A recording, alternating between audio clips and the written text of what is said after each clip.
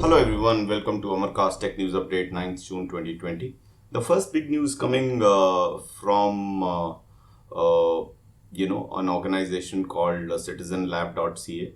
Now they've uncovered a scam, hack or espionage plot, whatever you call it, and it's pretty shocking from a New Delhi organization called BellTroX. Now their project was called Dark Basin, and according to this Dark Basin project, there were several senior politicians, government officials, CEOs, journalists, human rights activists, and there was espionage being conducted on all of these from rival clients or some other people, who were competing with them probably. And this whole espionage was conducted by a company called BellTroX InfoTech Services in New Delhi, as per the claim made by citizenlab.ca. And this story has been further followed up by Reuters, and Reuters has interviewed the owner of the company, Sumit Gupta, and this gentleman has declined to disclose who hired him and whether they've done any wrongdoings. But this is all over the tech space, and this is quite shocking that a Delhi-based company was conducting this commercial espionage on behalf of clients. This is a developing story, so we'll kind of keep following this. The next big story is Twitter has launched a new feature called Fleets. Now, Fleets is kind of a 24-hour story, just like Instagram stories and Snapchat stories, and this will stay for 24 hours. And this will disappear obviously after 24 hours. It's available in India, Italy, and Brazil, and you can't actually retweet it or like it, or I don't think your followers can comment it on either. So it's more like the Snapchat stories feature, which this feature was started by Snapchat, then copied by Instagram, and now Twitter has brought it out. This feature saw limited success in India, in my view.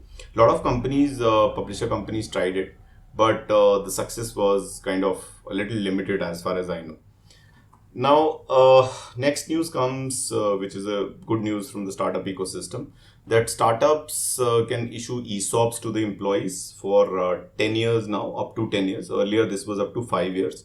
So this is a positive news from Ministry of Corporate Affairs, and this amendment is coming from 2020. So this qualifies, all the startups under the Department of Promotion of Industry.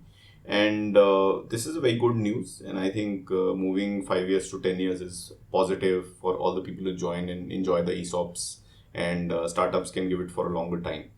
Next news comes from Twitter again, and there is a engineer who's released a photograph in which it is shown that the Twitter verification system is being reintroduced in the app, and it is going to be a proper tab and people can apply for it, and there would be a logical way of applying again, I hope, because right now the request verification, that blue tick thing, is officially off, although it's very controversial because Twitter continues to make a lot of people's profiles blue tick profiles, and this has been quite a bone of contention. It's really a big controversy how some of these people get the blue ticks, including some very small time politicians, and a lot of people say you can pay up Twitter and do it. I'm not kind of advocating that, but a lot of businessmen get it, a lot of politicians get it, a lot of very credible people don't get it. So I hope there is a clear system which Twitter brings in,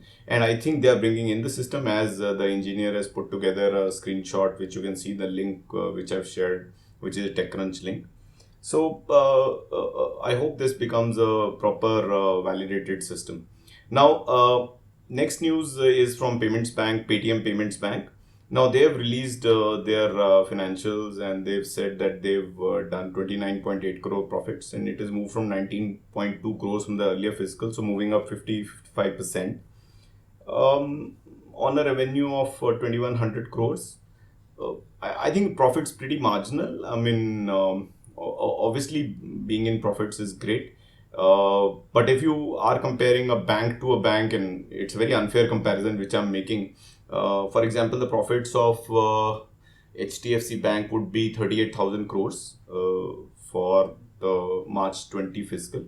So the Paytm payment bank or any other payment bank is still far away from the conventional banking system. Obviously, it will take some time, but earlier when the payment bank licenses were given, there was a lot of excitement that these banks are going to challenge the bigger banks very soon. So it doesn't seem like that happening, but good to see the Paytm, payments bank in profits in black. Right. So this is it for today, and I'll catch you tomorrow. Thank you very much. Take care.